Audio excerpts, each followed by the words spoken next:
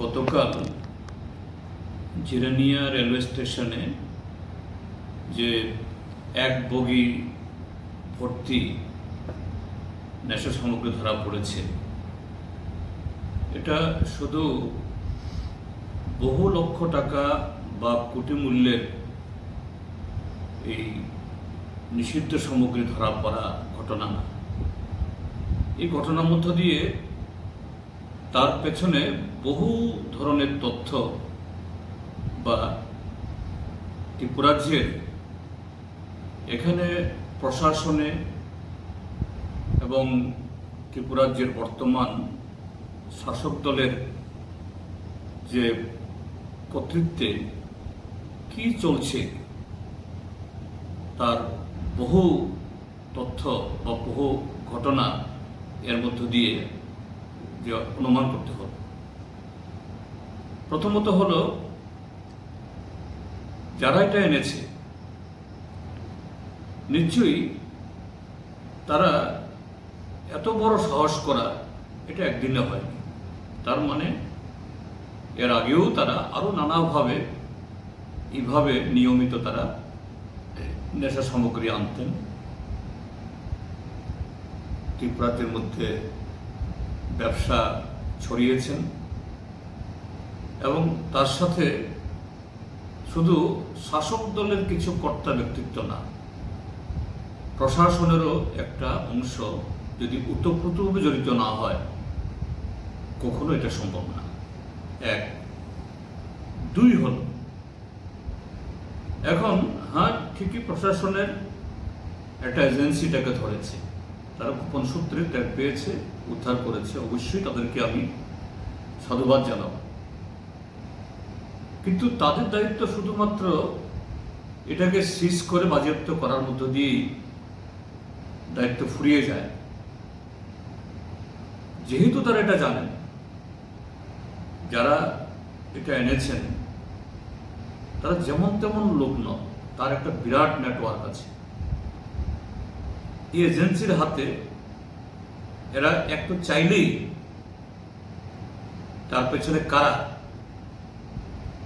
কোন কোন শক্তিগুলো যুক্ত আছে, কোন কোন মাথাগুলো যুক্ত আছে, এটা একেবারে তাদের কাছে এটা জলাবদ্ধতরম ব্যাপার।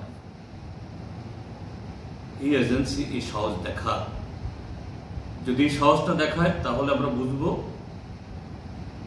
ত্রিপুরাজ্যের প্রশাসনের একেবারে উচ্চ শিখরেও তারাও হয়তো তার সাথে যুক্ত হয়েছেন অথবা এরকম একটা অনৈতিক বা অবৈধ কাজের সাথে তারাও লিপ্ত আছেন। তিন হল, এটা এখন পরিষ্কার, ত্রিপুরাজ্যের যারা পলিটিক্যাল এক্সিকিউটিভ,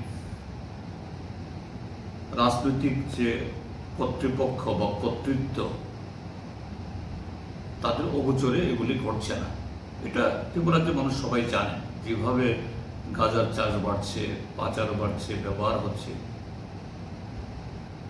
এটা ত্রিপুরাজ্যের বর্তমান শাসক দলের একটা পলিটিক্যাল প্রজেক্ট। আরএসএস যেমন বলে, তারা ধর্ম ধর্ম বললেও এরা ধর্মীয় সংগঠন না। হিন্দুত্ব এটা হিন্দু ধর্ম না, তারাই বলে, নিজেরাই বলে, তাদের বিভিন্ন লিটারেচার এটা আছে। তারা বলে this is a political project, অর্থাৎ হিন্দু ধর্মকে ব্যবহার করে তাদের রাজনীতিকে ফলপ্রসূ করা। আমি এর সাথে যুক্ত করে বলবো, এই ত্রিপুরাজ্যের নেশা সামগ্রীর যে আজকে রমরমা, এটাও বিজেপি আরএসএস এর একটা পলিটিক্যাল প্রজেক্ট। কেন এটা প্রয়োজন? কারণ দেশের বর্তমান নির্বাচনী ব্যবস্থা যে জায়গায় গিয়ে দাঁড়িয়েছে, যে তিনটা যে মানি, মাসেল আর হলো মেশিনারি, অবৈধ টাকা আর হলো এই কি বলে পেশি শক্তি, তার সাথে সরকারি মেশিনারির অবৈধ ব্যবহার,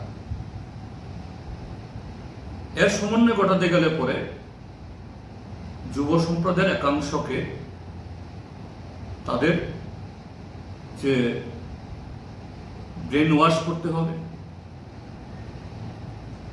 যৌবনের একটা ন্যাচারাল প্রাকৃতিক একটা ধর্ম থাকে, সে সবসময় দেশের হিত, দেশপ্রেম, মানুষের ভালো করতে চায়, এবং যুব সম্প্রদায়ই জাতীয় মুক্তিতে, স্বাধীনতা যুদ্ধে তারাই জীবন দেয়, আত্মবলিদান দেয়। তো এই যুবকদের যদি নষ্ট করা যায়, তাদের চরিত্র যদি ধ্বংস করা যায়, তাহলে কেল্লা ফতে।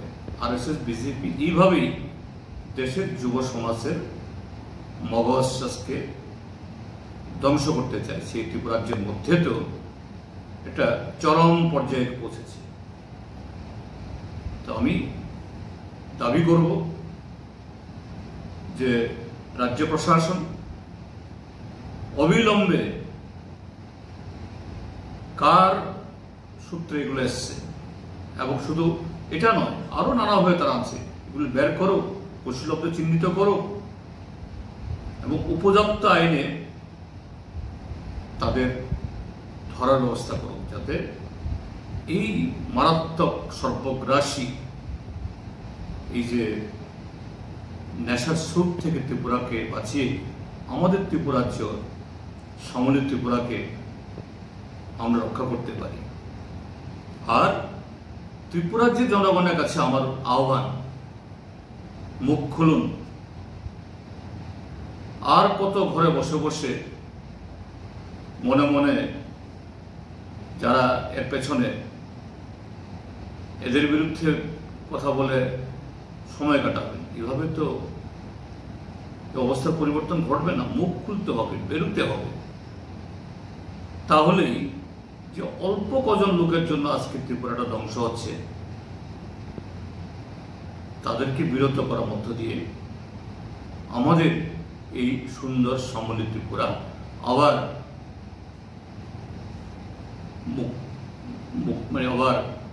মানে খিলখিল করে আসবে। আমরা ভবিষ্যতের সুন্দর স্বপ্ন দেব, সেই স্বপ্নকে বাস্তবে রূপায়িত করতে পারব। এটাই আমার যে বিনীত আবেদন এই রাজ্যবাসীর কাছে।